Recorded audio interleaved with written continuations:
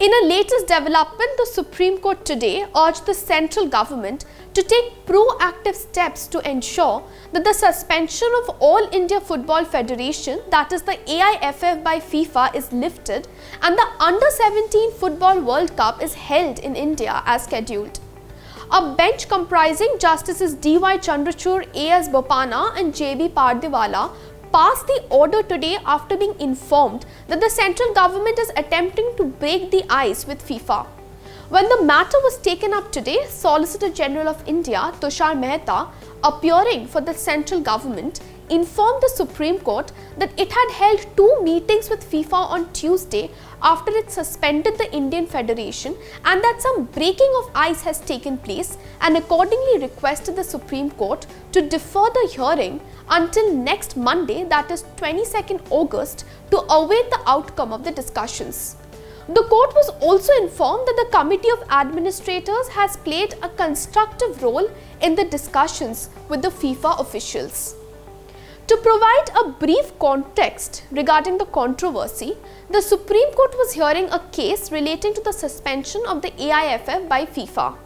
On late Monday night, football's world's governing body FIFA announced that it had suspended the All India Football Federation with immediate effect. This is the first time that the AIFF has been banned by FIFA in its 85-year existence, with the Bureau of the FIFA Council stating that there have been flagrant violations of the FIFA statutes. FIFA cited undue interference by third party, referring to the Supreme Court appointed Committee of Administrators to run the daily affairs of the AIFF as the reason for suspending India. As a result of the suspension, the FIFA Under-17 Women's World Cup 2022 cannot be held in India anymore.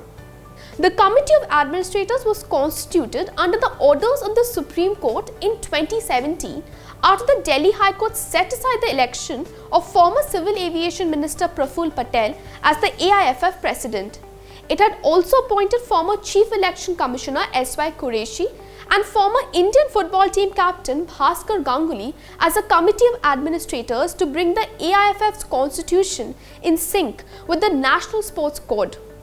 In May this year, the Supreme Court had appointed former Supreme Court Judge Justice A.R. Dave as the head of the Committee of Administrators. Thereafter, on August 3rd, the Supreme Court passed directions for conducting elections for the AIFF Executive Committee ahead of the hosting of the Under-17 Women's World Cup by India. After the order, the Committee of Administrators moved a contempt petition alleging that Praful Patel was liaisoning with FIFA to undermine the hosting of the Under-17 Women's World Cup. Last week, when the matter came up for hearing, Additional Solicitor General appearing for the Union Ministry of Sports and Youth Development sought adjournment, stating that a meeting with FIFA was scheduled for August 11th.